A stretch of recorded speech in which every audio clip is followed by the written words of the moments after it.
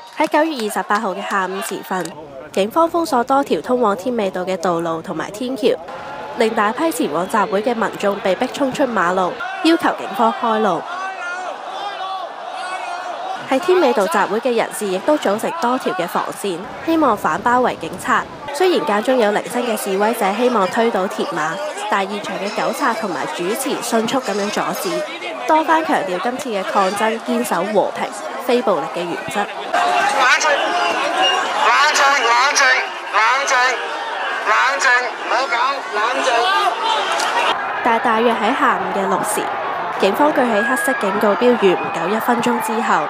立即施放多枚催淚彈，大批示威者嚟唔切走避，被催淚彈所傷，引致呼吸困難。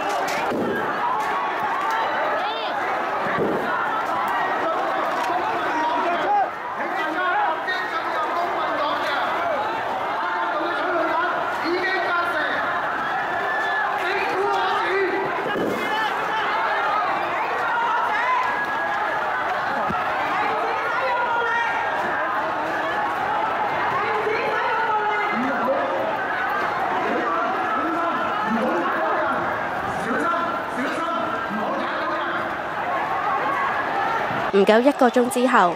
警方又再次施放催淚彈，催淚彈近距離同埋直接投擲至示威者，而示威者當時高舉雙手，同埋並冇任何衝擊嘅意圖。經過多枚催淚彈嘅洗禮之後，大部分示威者依然堅拒離開，繼續以身體去抵抗警方嘅武力清場。佔領行動亦都蔓延至香港嘅多處地方，包括銅鑼灣、灣仔同埋旺角等地。校園電視記者李友晴報導。